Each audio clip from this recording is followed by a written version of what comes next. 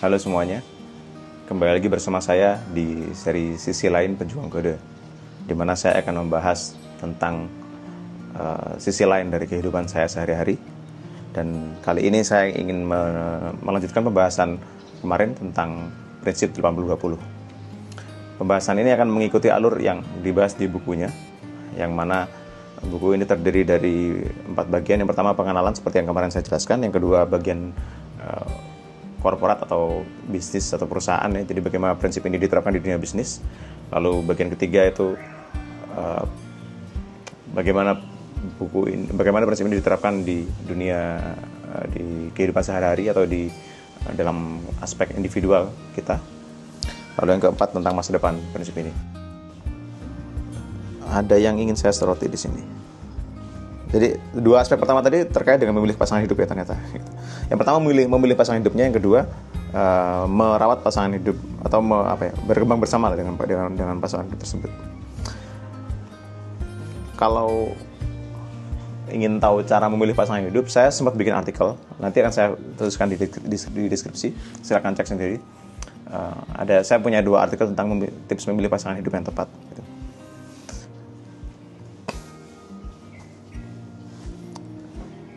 Catatan di sini ya. Nah,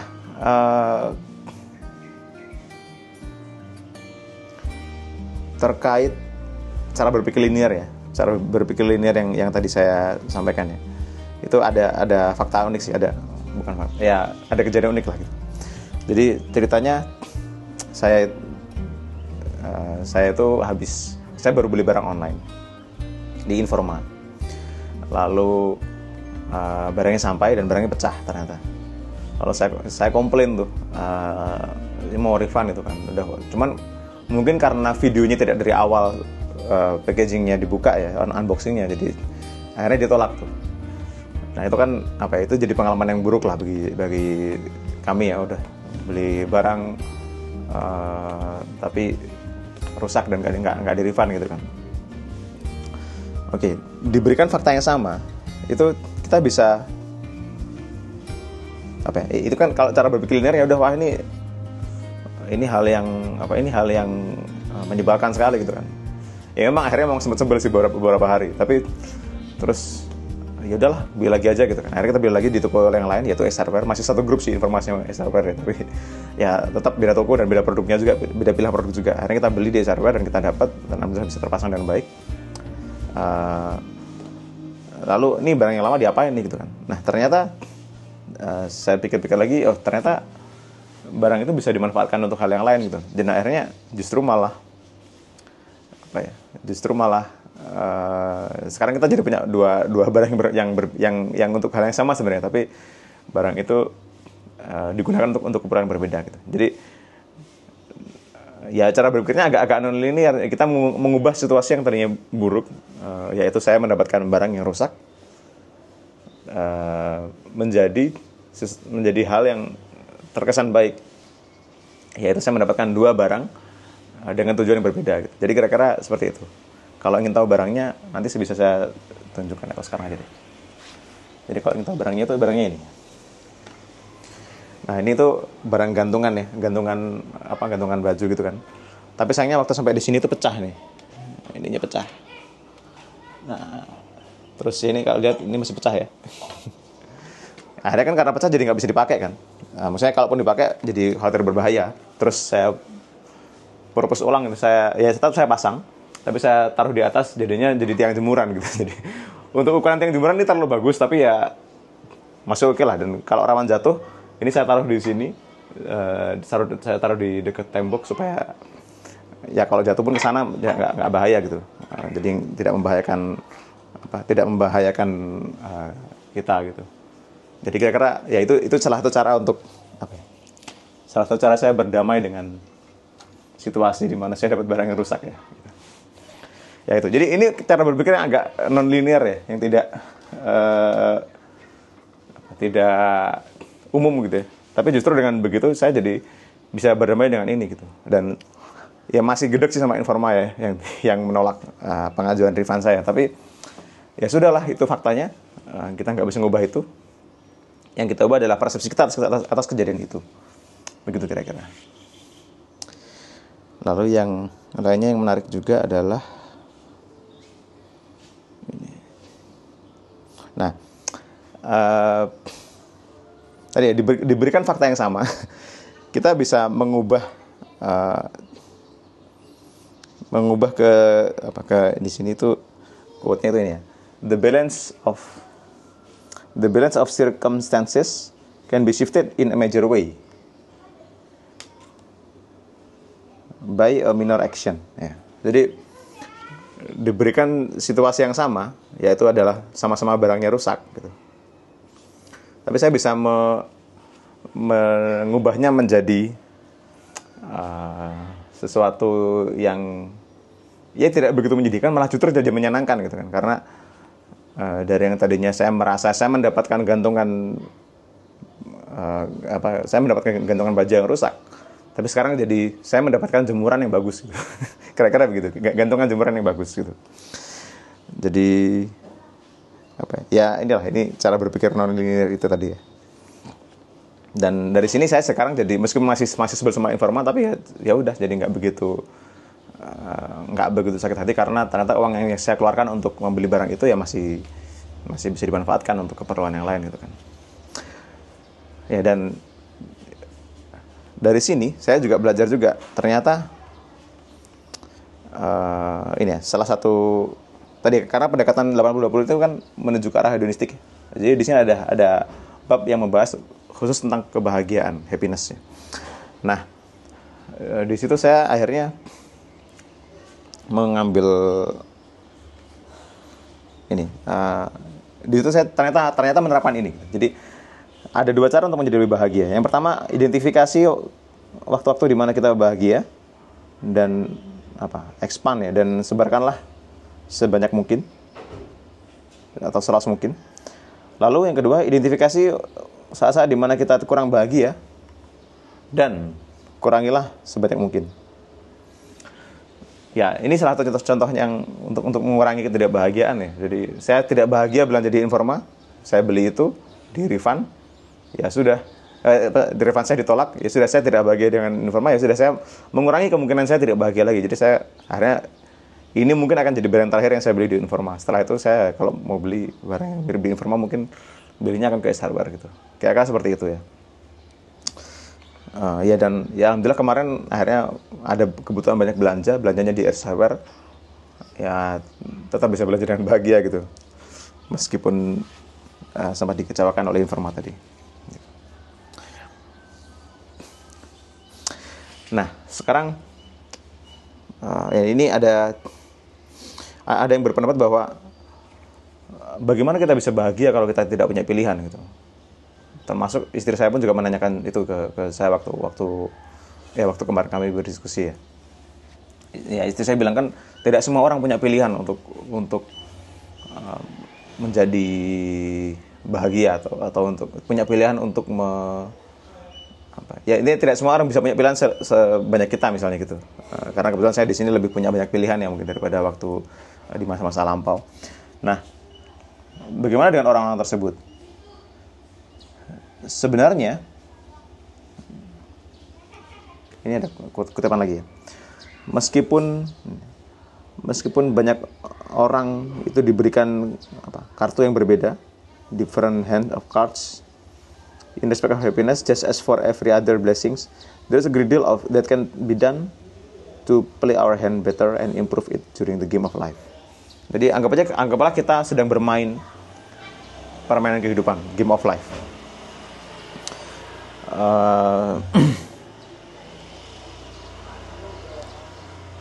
Dalam permainan kehidupan ini kita diberikan kartu yang berbeda gitu kan. Ya kalau kita sedang main kartu kan setiap orang mendapatkan kartu yang berbeda kan gitu.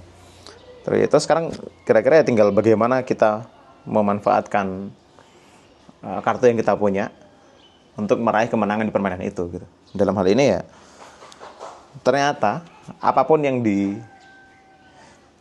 yang diserahkan kepada diri kita, apapun yang Allah berikan kepada diri kita, ya, situasi apapun itu, baik itu anugerah maupun mungkin cobaan, itu ternyata bisa diputar balikan atau dibingkai ulang menjadi sesuatu yang membahagiakan atau menguntungkan bagi kita. Gitu. Contohnya tadi itu ya, misalnya tadi Allah memberikan saya barang yang rusak, ternyata bisa dibingkai ulang sebuah gantungan baju menjadi tiang jemuran. Gitu.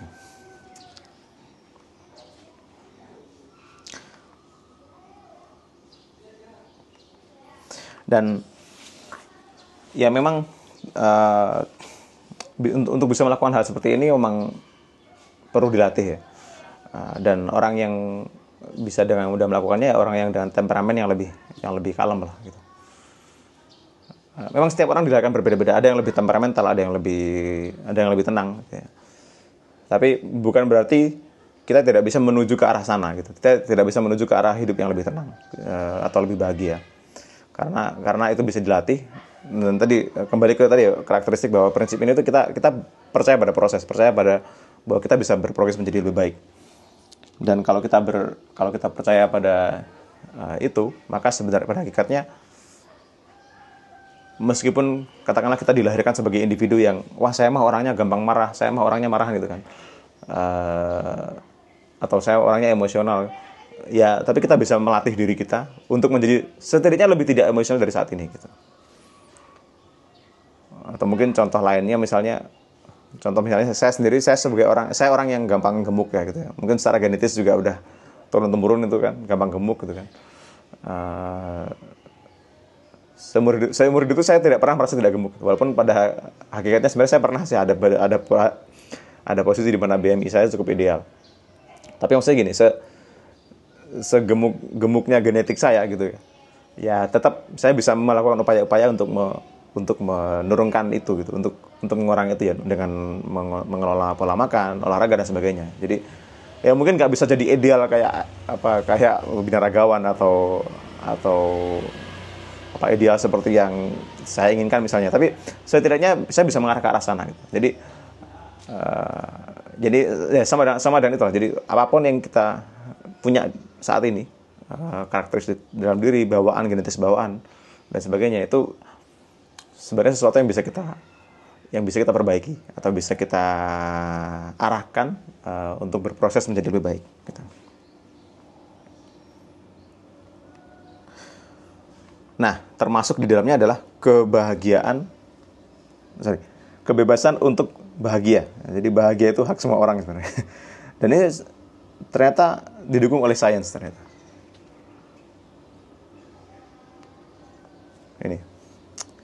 Ini ada kutipannya sih, kalau mau baca kutipannya di mana ya? Ini footnote preview ini. Ini ada sumbernya dari Dr. Peter Van Wyk, The Dynamics of Change. Ternyata ada keseimbangan yang cukup tipis antara apa yang kita pikirkan dan kita rasakan sehari-hari dengan kesehatan fisik dan mental kita. Dengan kata lain, dalam batas-batas yang wajar, kita bisa memilih untuk membuat diri kita bahagia atau tidak bahagia, atau untuk memilih diri kita sehat atau tidak sehat. Jadi sebenarnya bahagia dan sehat itu adalah pilihan. Setidaknya dalam batas yang wajar ya. Ya maksudnya kalau kita sedang sakit ya kita tidak bisa langsung sehat, tapi masih ada batas-batas di mana kita bisa lebih sehat dan bisa lebih bahagia daripada saat ini. Kira-kira seperti itu.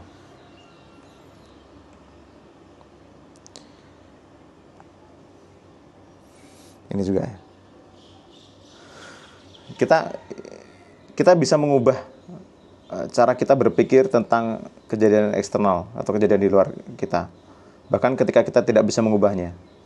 Dan kita bisa melakukan lebih banyak dengan cara secara cerdas mengubah eksposur kita kepada kejadian-kejadian yang membuat kita bahagia atau tidak. Jadi kembali lagi ke contoh tiang jemuran tadi ya. Diberikan fakta yang sama, diberikan masalah yang sama, yaitu kejadian kecewa atau sudah beli gantungan baju yang rusak.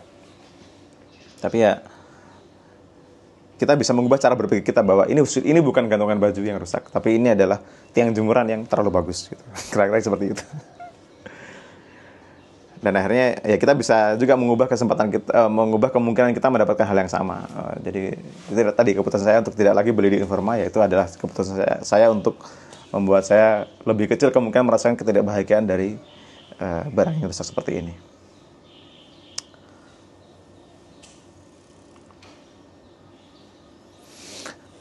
Nah, bagaimana cara kita menjadi bahagia?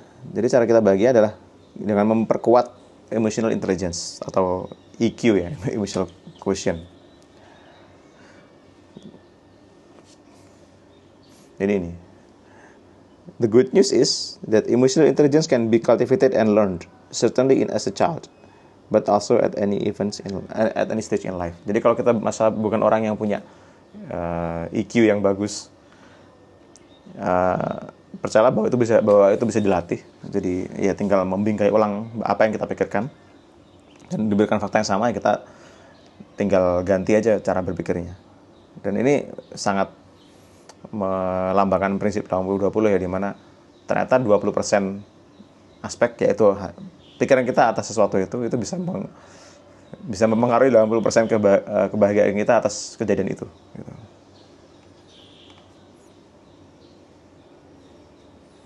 Nah, kita bisa mulai membangun EQ atau emotional intelligence by giving yourself a break, dengan cara istirahat ya, maksudnya ya luangkan waktu lebih gitu kan. By skewing the odds in your favor, by doing the things where you feel most in control and most benevolent, you can also avoid or minimize the circumstances where you are at your most emotionally stupid. Jadi kita pilih waktu-waktu, atau kita pilih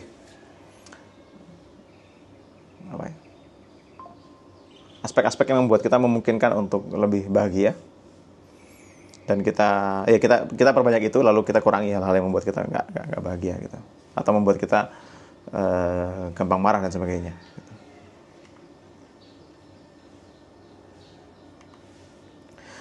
Nah, dan kadang kita juga mengalami perangkap depresi yang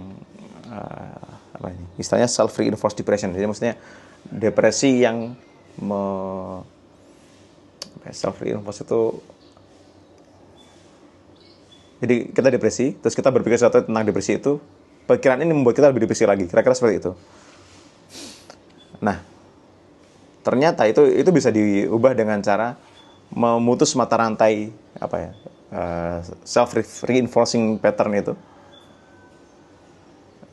dengan cara, misalnya dengan cara mencari teman, seeking out company, changing our physical setting, or forcing ourselves to exercise.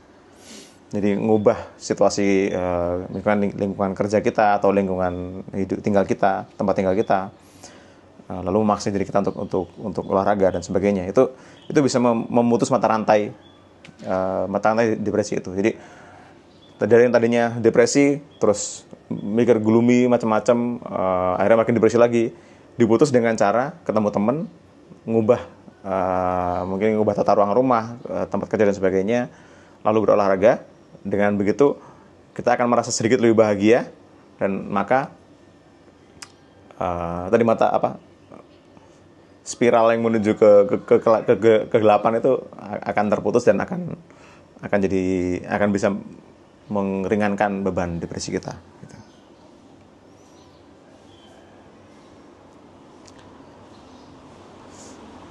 Ya, ini sudah cukup panjang ya ternyata ya.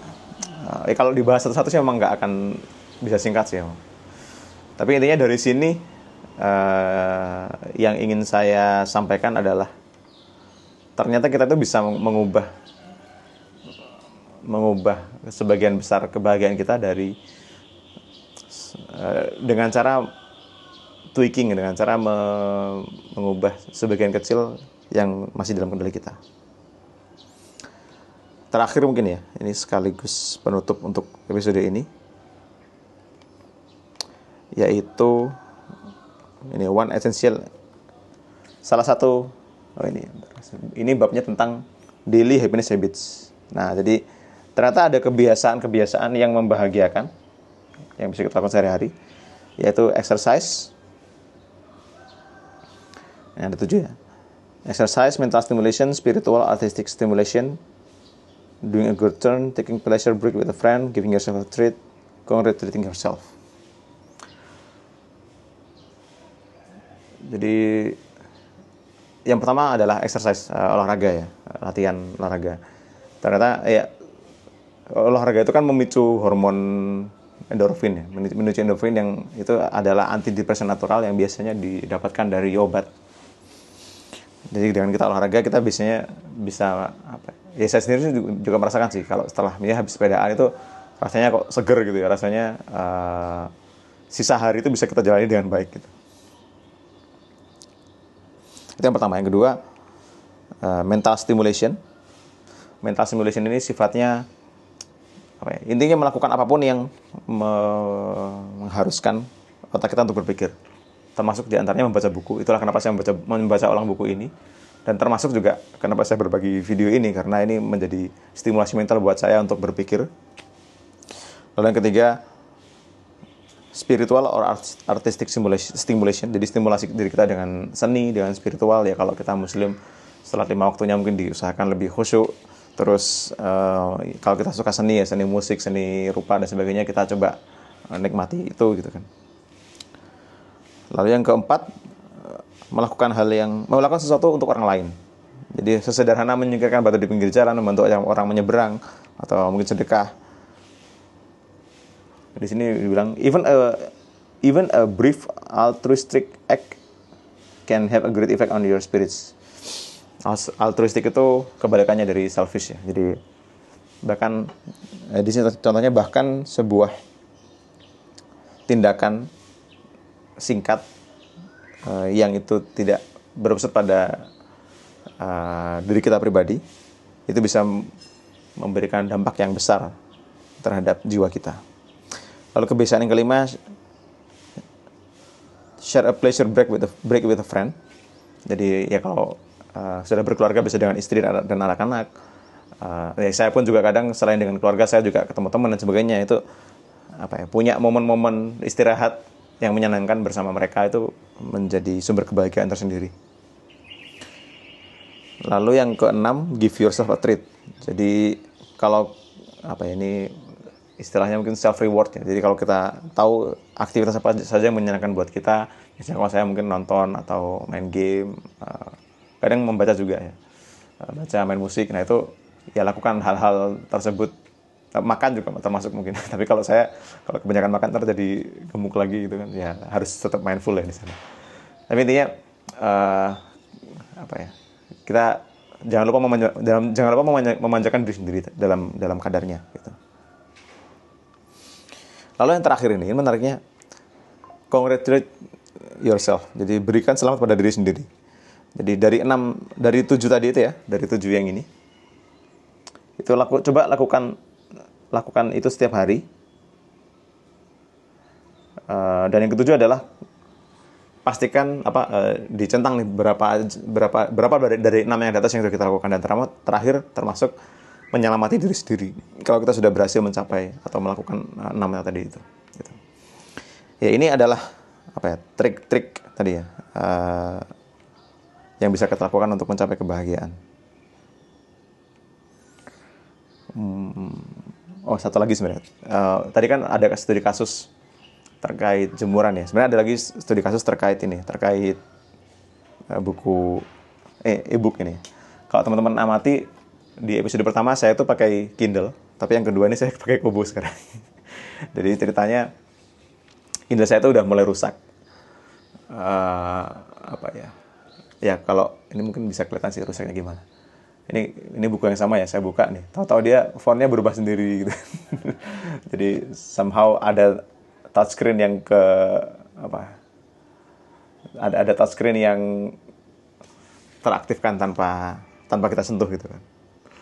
Jadi practically sudah hampir nggak bisa digunakan ini. Jadi akhirnya saya mikir, wah berarti harus beri Kindle baru nih biar bisa baca lagi gitu kan, dengan nyaman. Karena kalau baca di HP terdistraksi yang lain, kalau baca di laptop nggak nyaman dan sebagainya. Jadi saya mikir tuh mulai mau beli Kindle kan. Kindle ya harganya mungkin minimal 2 juta lah, atau mungkin bisa 3 sampai 4 juta tergantung tipenya. Terus ya sempat mikir lagi, masa beli lagi Kindle jadi punya banyak dong itu kan. Tapi di lain sisi saya sebenarnya punya ini Kobo ini saingannya Kindle. Saya dulu beli Kobo ini waktu di Singapura karena dengan Kobo ini saya bisa membaca buku-buku perpustakaan yang dipinjam. Jadi nggak harus beli bukunya, cukup pinjam di perpustakaan dan bisa dibaca di sini. Tapi dampaknya jadinya saya nggak pernah beli buku untuk Kobo karena ini ya Amazon Kindle dan Kobo ini kalau ini dari Amazon, ini dari Rakuten. Itu sama kayak Android dan iOS lah. Jadi mereka bersaing. Kalau kita punya aplikasi Android kita nggak bisa pakai di iOS kan. Kalau kita beli aplikasi iOS kita nggak bisa pakai di Android. Kira-kira gitu. Jadi dua ekosistem yang berbeda gitu. Nah, jadi saya punya buku Kindle tapi saya nggak bisa baca di sini karena saya nggak punya bukunya di versi Kobo ini gitu. Kalau saya masih punya membership di perpustakaan Singapura saya bisa baca sebenarnya. Cuman ya sayangnya saya kan sudah nggak di Singapura lagi. Jadi ya terus saya jadi kepikiran kenapa nggak beli aja bukunya di sini gitu kan. Jadi daripada saya habiskan uang 2 juta atau 3 juta rupiah lebih untuk beli Kindle baru. Ternyata ketika saya buka-buka lagi di email saya yang waktu beli ini itu ada kupon diskon gitu. Jadi harusnya harga buku ini $20, jadi tinggal $12. Ya udahlah, mending beli itu aja daripada menghabiskan uang jutaan ya. Ternyata cukup menghabiskan uang 100 ribuan, nggak sampai 200 ribu.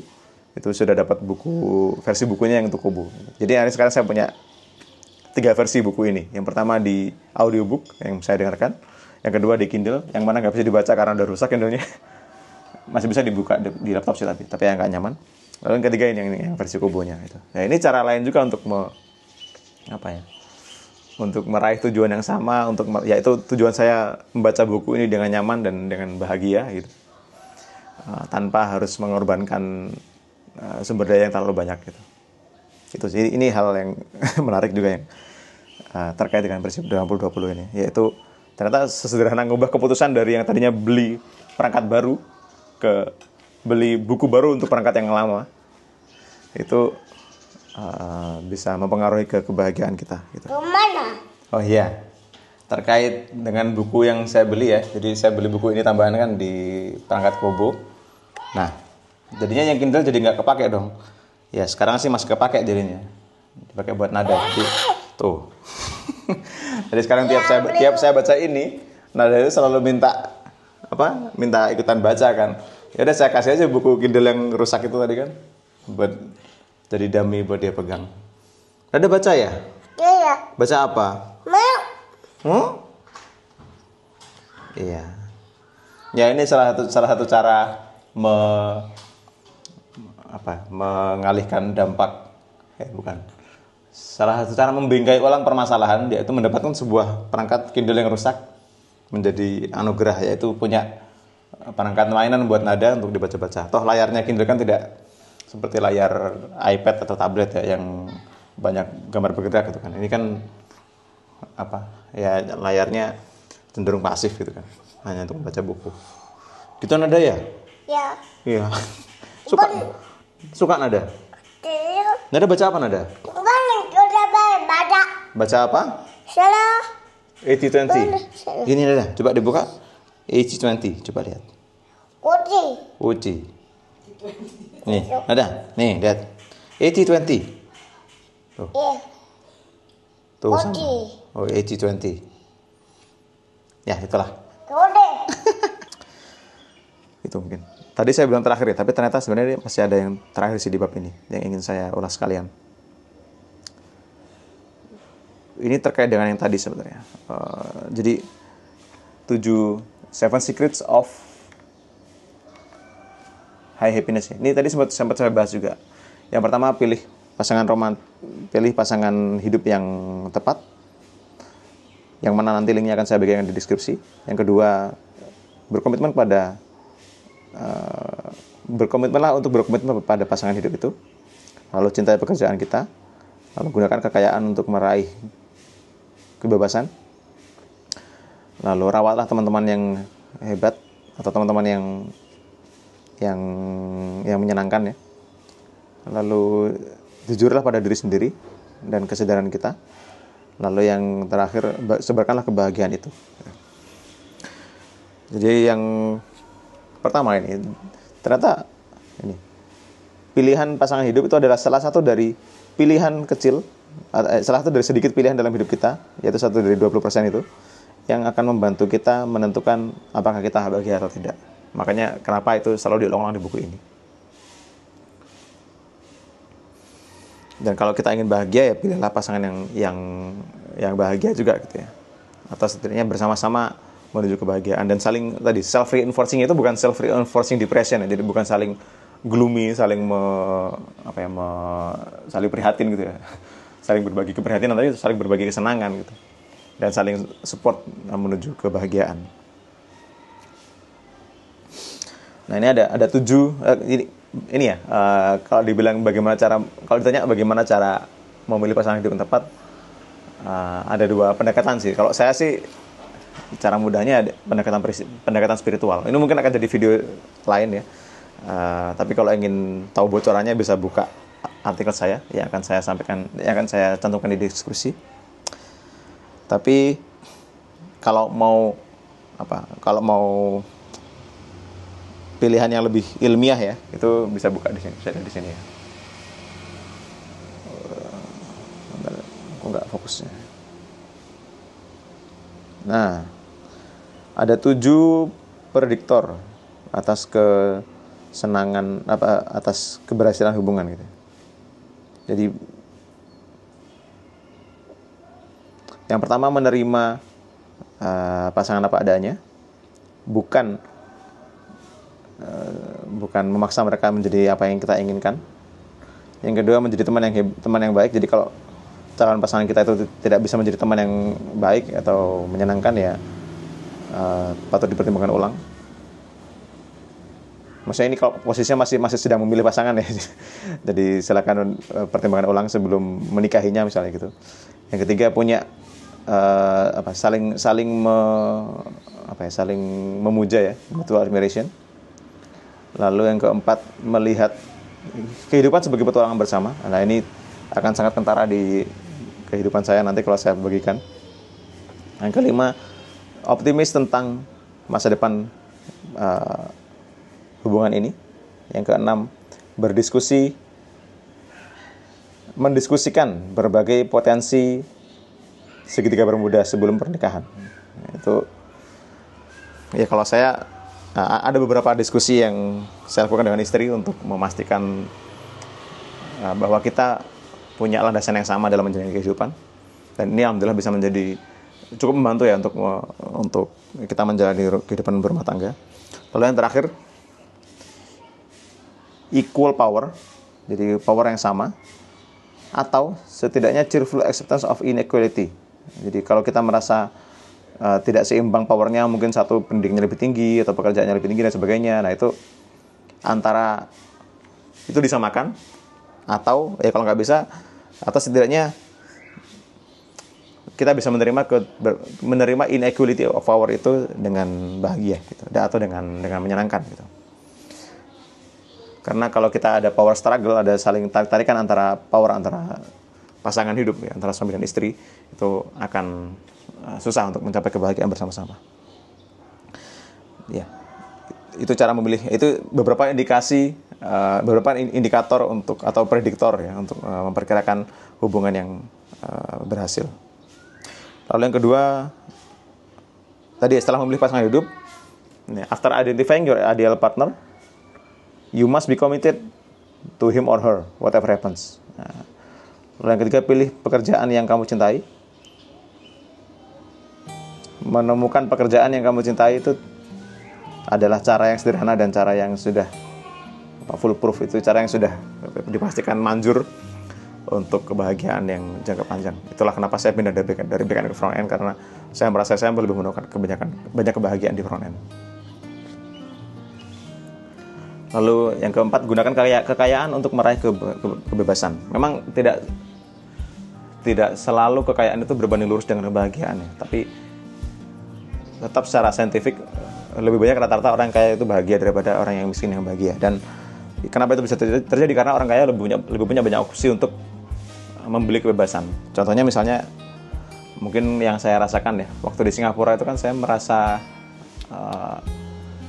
capek ya ngurusin cucian baju, karena itu jatah saya di rumah. Tapi begitu di sini karena saya lebih longgar secara finansial, jadi saya bisa tinggal laundry aja gitu. Dan itu di sana saya membeli kebebasan. Saya membeli ini dengan saya punya akses terhadap jasa laundry di sini.